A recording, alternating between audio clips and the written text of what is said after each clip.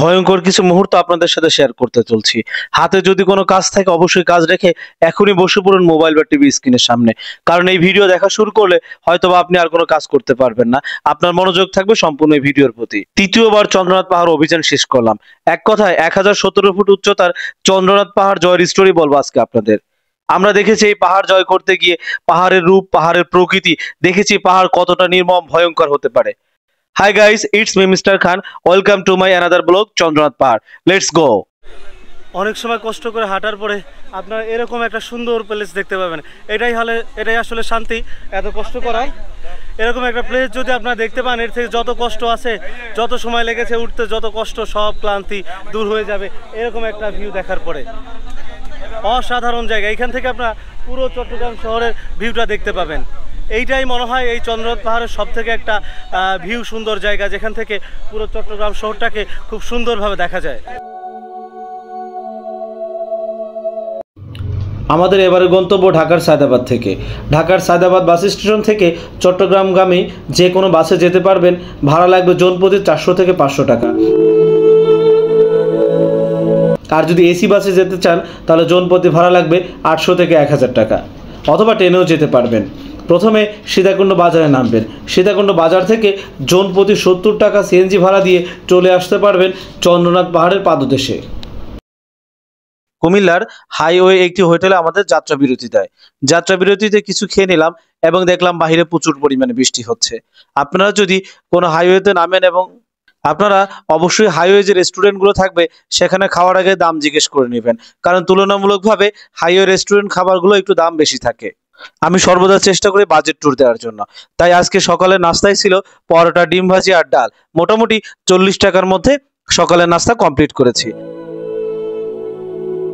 আমরা এখন এইখান থেকে 40 টাকা করে এক একটা লাঠি নিয়ে চন্দ্রনাথ পাহাড়ের উদ্দেশ্যে রওনা হব। দেখুন লাঠি নেওয়ার জন্য কত কি। সকালের নাস্তা শেষ করে আমরা 40 টাকা করে লাঠি নিয়ে চন্দ্রনাথ পাহাড়ের ঠিক ট্রেকিং বিন্দু থেকে, অর্থাৎ পাদবিন্দু থেকে আমরা চন্দ্রনাথ পাহাড় ট্রেকিং করার জন্য রওনা হলাম। আমাদের ঘড়িতে এখন বাজে 7টা 12 মিনিট। দেখা যাক আমরা এই চন্দ্রনাথ পাহাড়ের শীর্ষে উঠতে কত সময় লাগে। আপনারা 1 মিনিট হাঁটার পরেই দেখতে পাবেন নিচে শ্রী শ্রী সীতা মন্দির, এবং যারা হিন্দু ধর্মাবলম্বী আছেন তারা এখানে পূজা করেন।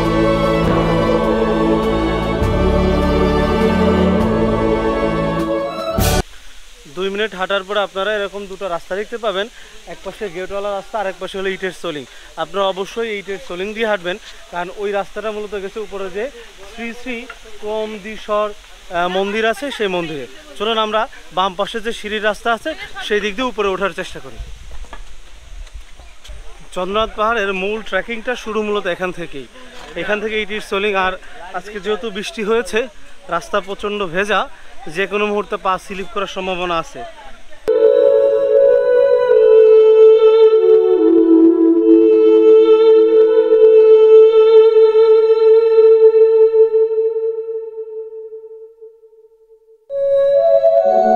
আচ্ছা, আমি একটু পরিচয় করে দিই। আজকে আমাদের ভ্রমণ সঙ্গী, ভাইয়ের নাম কি? হিমু।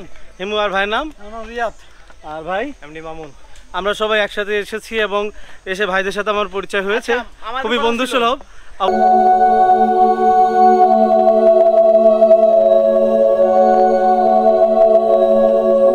পাহাড়ে ওঠার সময় মাঝে মাঝে আপনারা এরকম দোকান দেখতে পাবেন, যেখান থেকে আপনারা কিছু ফল মূল এগুলো খেতে পারবেন।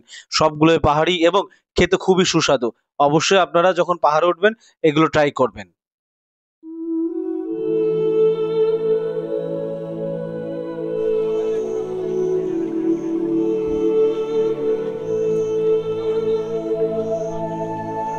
আপনারা পাহাড়ি রাস্তা দিয়ে হাঁটার কিছু সময় পরে এরকম একটা দোকান দেখতে পাবেন।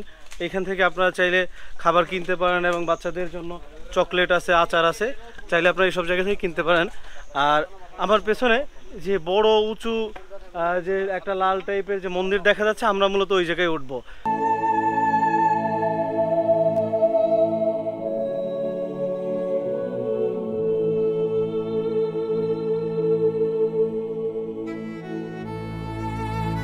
আমরা মূলত কোথায় যাচ্ছি চলুন আপনাদেরকে একটু সুন্দর করে দেখাই। যে দেখুন ওই যে উঁচু যে পাহাড়টা দেখা যাচ্ছে, এখান থেকে ওই উঁচু পাহাড়ের আমরা মূলত মাথায় উঠব এবং এই মাথায় উঠতে হলে আপনার এই সিঁড়ি বেয়ে বেয়ে এই সামনে দিয়ে এরকম একটা ছোটো একটা ঝর্ণা আছে, ঝর্ণা পার করে তারপরে ওই পাহাড়ের কোল দিয়ে আমরা উপরে উঠবো। দেখেন ওই একটা ছোট্ট ঝর্ণা দেখা যাচ্ছে, পাহাড়ের গা বেয়ে পানি পড়তেছে, দেখা যাচ্ছে কিনা বুঝতে পারতেছি না। চলুন আমরা তাহলে উপরে উঠি এবং এই পাহাড়ের চন্দ্রনাথ পাহাড়ের সৌন্দর্য উপর থেকে উপভোগ করি। কিছু সময় আমরা সমতল রাস্তা পেয়েছিলাম, তারপর আবার সিঁড়ি পেলাম যেখানে আমরা হাঁটতেছি। প্রাচীন নব্যপ্রস্তর যুগে চট্টগ্রামে মানুষের বসবাস শুরু হয় বলে ধারণা করা হয়। এখান থেকে আবিষ্কৃত প্রস্তর যুগের হাতিয়ারগুলো তারই স্বাক্ষর বহন করে চলে। ইতিহাস থেকে যতটুকু জানা যায়, ষষ্ঠ ও সপ্তম শতাব্দীতে সম্পূর্ণ চট্টগ্রাম অঞ্চল আরাকান রাজ্যের অন্তর্ভুক্ত ছিল। এর পরের শতাব্দীতে এই অঞ্চলের শাসনভার গ্রহণ করেন পাল সম্রাট ধর্মপাল। যারা চন্দ্রনাথ পাহাড়ে বর্ষার সময় আসবেন তাদের জন্য এক্সট্রা বোনাস হলো, দেখেন পাশে কত সুন্দর একটা ঝর্ণা, আপনারা চাইলে ঝর্ণায় গোসল করতেও পারবেন। বিশেষ করে এই ঝর্ণাটা শুধু দেখা যায় যখন বর্ষাকালে আপনারা এই চন্দ্রনাথ পাহাড় ভ্রমণ করবেন। তবে একটা কথা, চন্দ্রনাথ পাহাড়ে বর্ষাকালে ভ্রমণ করা খুবই রিস্ক, যার কারণে আশেপাশে দেখতেছেন মানুষ পড়তেছে। সোনারগাঁওয়ের সুলতান ফখরুদ্দিন মোবারক শাহ 1340 খ্রিস্টাব্দে এই অঞ্চল অধিগ্রহণ করেন।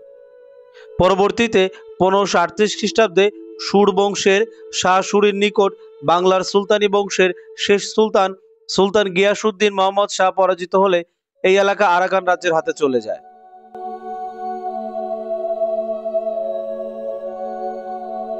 এবং আরাকানিদের বংশধররা এই অঞ্চল শাসন করতে থাকে।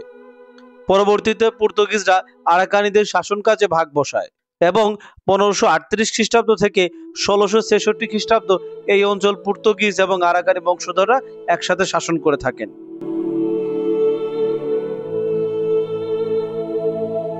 চন্দ্রনাথ পাহাড় এমন একটি স্থান যেখানে শুধু ভ্রমণের জন্যই মানুষ আসে না, আসে বেশ কিছু উদ্দেশ্য লক্ষ্য নিয়ে। তার মধ্যে উল্লেখযোগ্য কারণ হলো চন্দ্রনাথ পাহাড়ের সর্বোচ্চ উচ্চতা।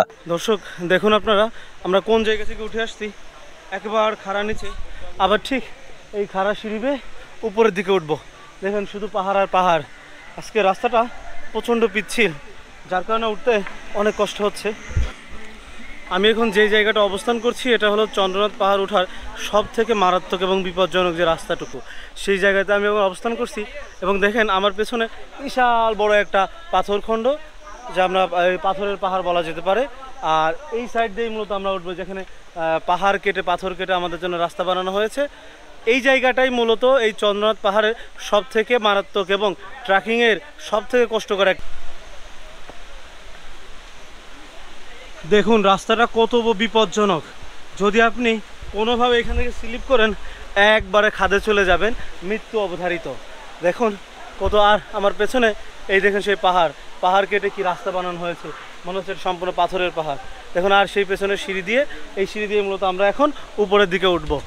দেখুন এই সেই সিঁড়ি, যেমন এই সিঁড়িটা মূলত আগেরকার দিনে যে রাজা বাদশাহরা তাদের বাড়ি তৈরি করতেন, এরকম ছোট ছোট সিঁড়ি বানাতেন যাতে শত্রুদের আক্রমণ থেকে রক্ষা পাওয়া যায়, একবারে 2-3 জন যাতে না উঠতে পারেন। ঠিক এই সিঁড়িগুলো অনুরূপভাবে বানানো হয়েছে। দেখুন 1 থেকে 2 জনের বেশি এই সিঁড়ি দিয়ে ওঠা আসলে সম্ভব না।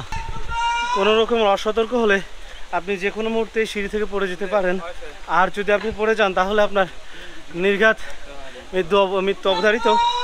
দেখুন এখানে এক একটা সিঁড়ির উচ্চতা এমনিতে 2টা সিঁড়ির মতো করে। এটা প্রায় বানানো হয়েছিল 800 বছর আগে। এই যে সিঁড়িগুলো দেখছেন, পরবর্তীতে এই সিঁড়িগুলো সংস্কার করা হয়।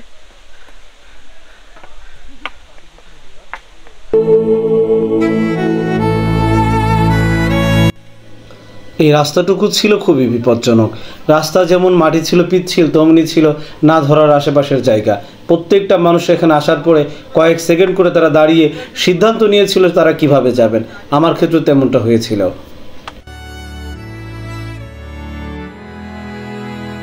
যেখানে উঠলে শুধু প্রকৃতির সৌন্দর্য উপভোগ করা যায় না, বরং 1020 ফুটের পাহাড়ের উপর ওঠার যে রেকর্ড সেটি অর্জন করা যায়।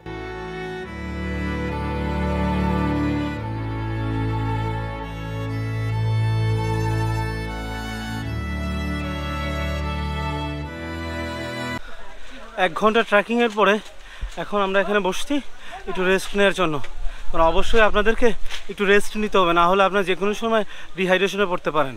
যখন আসবেন অবশ্যই কিছু খেজুর অথবা কিশমিশ বা খাবার পানি নিয়ে আসবেন। আর যদি পারেন আপনারা পাহাড়ি যে কলাগুলো আছে সেই কলাগুলো খাবেন। আমরা সেই কলা খুঁজছি, দেখি সেই কলা পাই নাকি। এখন আমরা এখানে একটু বিশ্রাম করতেছি। আমার সাথে আমার এলাকার 2 ভাই আছে, আজকে তারা আমার ভ্রমণ সঙ্গী। 1.5 ঘন্টা মতো ট্রেকিং করার পরে যখনই আমরা চন্দ্রনাথের দ্বিতীয় চূড়াটি পেলাম, ঠিক তখনই চারদিক থেকে আকাশ কালো হয়ে মেঘে আমাদেরকে ছেয়ে নিল। কিছু সময়ের মধ্যে ভারী বর্ষণ শুরু হলো।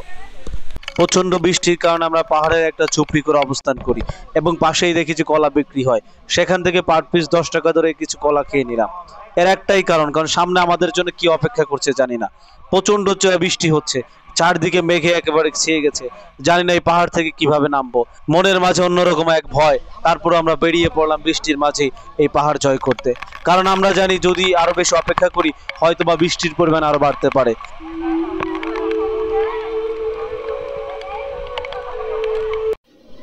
আমরা কয়েকজনের একটা দল মিলে সিদ্ধান্ত নিই যে কোনো মূল্যে আমরা পাহাড়ের চূড়ায় উঠবো এবং শেষ পর্যন্ত আমরা সহি সালামতে পাহাড় থেকে নেমে যাব।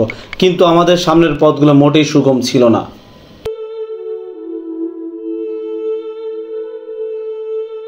চারিদিকে মেঘের তো হাতছানি ছিল। আমরা 20 মিটার দূরে দেখতে পাচ্ছিলাম না যে 20 মিটার দূরে কি হচ্ছে। এবং আমরা পাহাড়ে যে উদ্দেশ্য নিয়ে উঠেছিলাম যে পাহাড় থেকে পুরো প্রকৃতি দেখব, আমাদের খুবই দুর্ভাগ্য যে মেঘ ছাড়া আমরা কিছু দেখতে পাইনি। তবে এখানে একটা ভালো লাগার বিষয় হলো আমরা এখানে সাজেকের একটা ফিল পেয়েছিলাম, যেটা চন্দ্রনাথ পাহাড়ে খুব কম লোকই পায়। কারণ চারিদিকে মেঘের সাথে ধাক্কা লেগে আমরা সামনের দিকে এগিয়ে যাচ্ছি।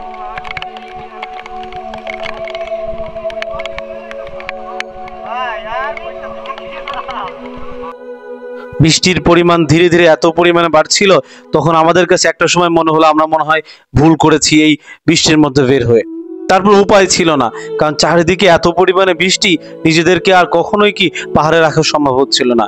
বাধ্য হয়ে আমরা বের হয়েছি।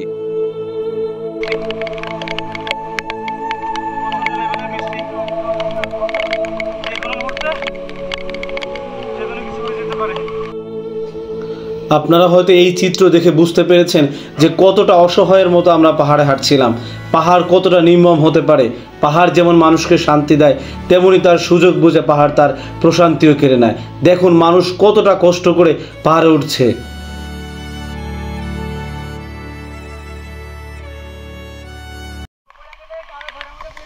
দেখেন কি অবস্থা, প্রচন্ড ঝড় হচ্ছে, সাথে আবার বৃষ্টি, এবং এখন পানির স্রোত কিভাবে। আমার ডান হাতে ছিল পাথরের পাহাড়, আর এই পাথরের পাহাড়টা কেটে গিয়ে মূলত রাস্তায় তৈরি করা হয়েছে। আর বাম হাতে কোনো সাপোর্ট ছিল না, যে কোনো মুহূর্তে পড়ে গেলে নির্ঘাত মৃত্যু অবধারিত। তারপরও আমরা অনেক রিস্ক নিয়ে সামনে এগিয়ে যাচ্ছিলাম, কারণ আমাদের যেহেতু গন্তব্যের শেষ পর্যন্ত যেতে হবে। আমরা কিছু দূর যাওয়ার পরে দেখলাম এখানে একটা টং ঘর আছে বা ঝুম ঘর যাকে বলি। এই ঘরটা তো অনেক মানুষ অপেক্ষা করছে, তা একটাই কারণ প্রচুর পরিমাণে বৃষ্টি। বৃষ্টিকে উপেক্ষা করে আমরা সামনে এগিয়ে যাচ্ছি।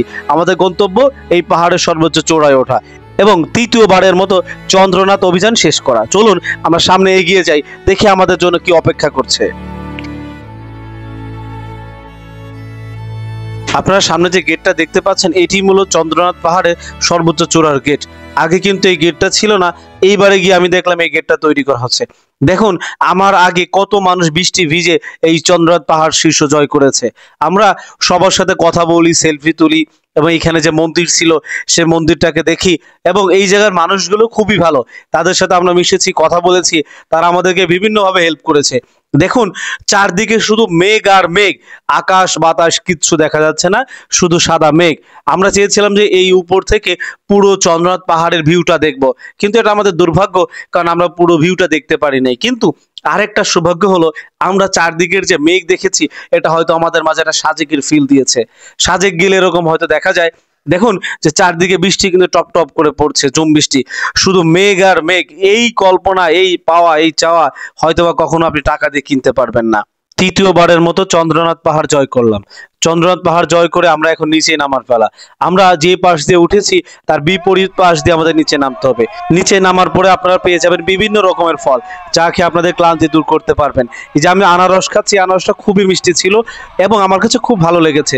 সবাই কিন্তু বলতেছিল ওই কিরে কিরে মধু মধু, সবার ভেতরে একটা অন্যরকম আনন্দ ফিল করতেছিল। এই বৈরী আবহাওয়ার মাঝে তারা যে চন্দ্রনাথ পাহাড় জয় করেছে, এটাই ছিল সব থেকে বড় আনন্দের বিষয়। আপনারা এখানে যে লেগুনাগুলো দেখতে পাচ্ছেন, এগুলো মূলত সরাসরি ষষ্ঠধারা ঝর্ণায় নিয়ে যায়।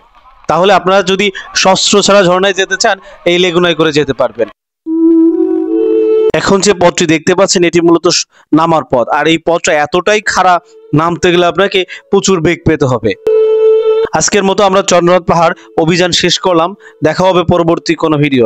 আর হ্যাঁ, ভ্রমণ আমার নেশা, দেশ বিদেশের পুরাতন ইতিহাস তুলে ধরাই আমার উদ্দেশ্য। সুতরাং আমার ভিডিও আপনার যদি ভালো লাগে তাহলে অবশ্যই লাইক, কমেন্ট, শেয়ার করতে ভুলবেন না।